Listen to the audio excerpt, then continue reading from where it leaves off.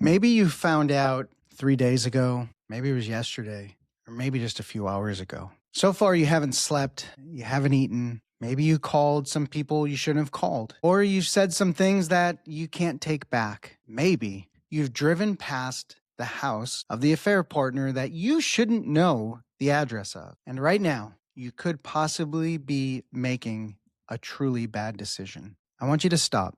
Don't just stop. Yeah. Check the mic, 1, 2. This ain't a whisper, this a roar coming through. They try to bury us, but the seed just grew. Now the concrete cracks and the truth breaks through. They told you it was over, said you never survive. But the dead man walking is fully alive. No one is coming to save you, so sharpen the knife. Turn up the podcast, welcome to the Brilliant Life. This is the Brilliant Life Podcast. Real help for men rebuilding after betrayal, divorce, and narcissistic abuse. I'm your host, Mike Moulton. Let's get to work. Look, guys, 6 years ago, I was you. I found out on a Tuesday night, and by Thursday, I had called my sisters, my friends, my pastor, my work manager, my old manager, coworkers, and I raged. I raged for hours at night. And I remember one night I climbed into the bed to get next to the woman who had just detonated my life, and I tried to hold her. I slept maybe 2 hours a night for a week, if that. I didn't eat, didn't work out. I investigated everything. I looked at Google Maps, phone records, emails, text messages, every new piece of information. It just set me back to zero. And for 6 months, I lived in what I call perpetual ground zeros. Every day was D-Day all over again. I made every mistake a man can make in the first 72 hours. I'm going to name 3 of them for you right now. And I'm going to tell you the one move that would have saved me months of damage if somebody would have put it in front of me the first night. All right, what are those 3 dangerous decisions? Mistake 1, you go after the affair partner. Right now, you may know his name. You know possibly where he works. Maybe you know what kind of car he drives. Or maybe you've sat outside the house or the apartment because you got the address. I did it all. I even found him on Facebook and LinkedIn. I sent him a message telling him exactly what I thought of him. I sent a letter through Facebook as well to his father, detailing what kind of son he actually raised. I contacted the other affair partners. I contacted one of their wives. And you know what I got back? Nothing. They never responded. And every single time I hit send, I felt worse, more drained, more unregulated, more ashamed of who I was becoming. Here's the truth. The affair partner was just available. If it wasn't him, it would have been someone else. Your wife made a choice. This person was just the door she walked through. But he wasn't the decision. And every minute you spend investigating him, contacting him, fantasizing about confronting him is a minute you're not doing the one thing that actually matters, taking care of yourself, but also taking care of your kids and getting your feet under you.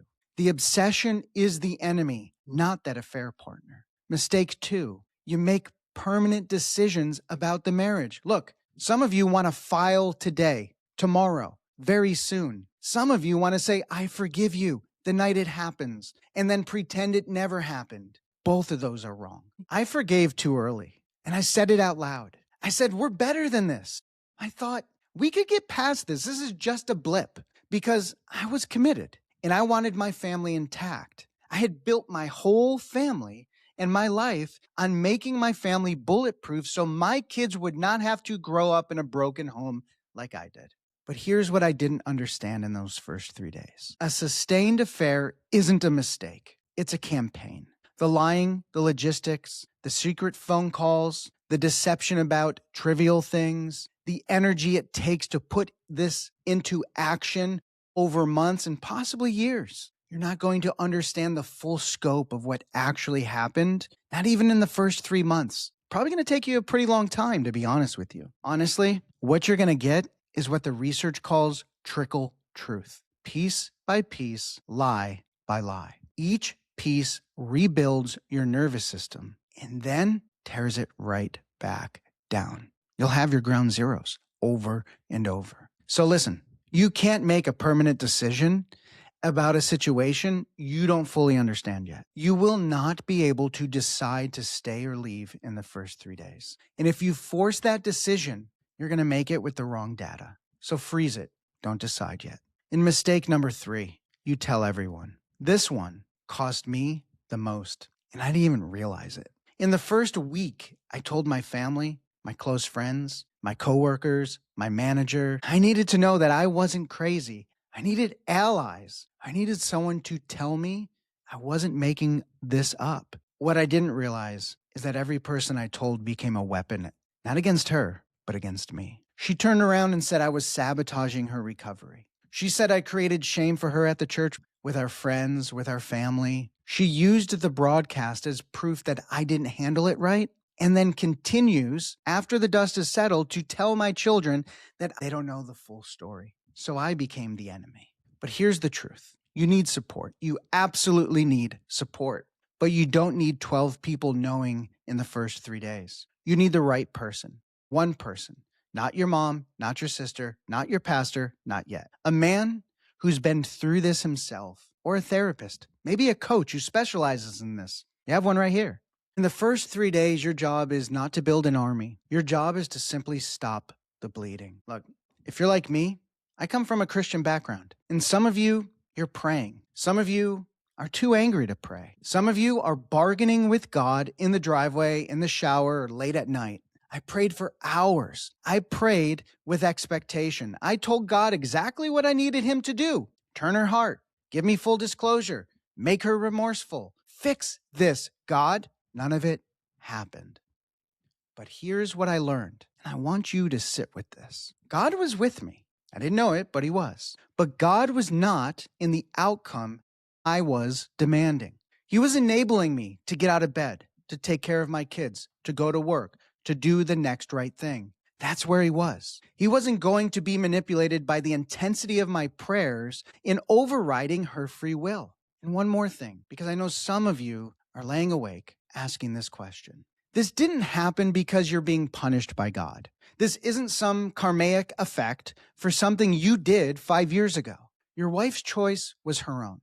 God didn't orchestrate this to teach you a lesson. He didn't cause this, but I promise you, he won't waste this. God never lets a situation go unused in the lives of his people. He will meet you in this. He will rebuild you through this, but he's not going to force her hand, and you shouldn't try to force his. Okay, here's the one move I want you to take. The one thing that will save you from every mistake I just named. Before you go to sleep tonight, I want you to write something on a sheet of paper, not in your phone.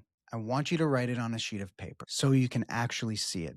And here's what it is. I will make no permanent decisions for the next 3 days. So this means no filing for divorce, no moving out, no confronting the affair partner, no telling your kids, no emailing the whole family, no saying I forgive you, no saying it's over, no texting her a 2,000-word speech you've been writing in your head. For the next 72 hours, you're going to do 3 things. Sleep, eat, and stay with your kids if you have them.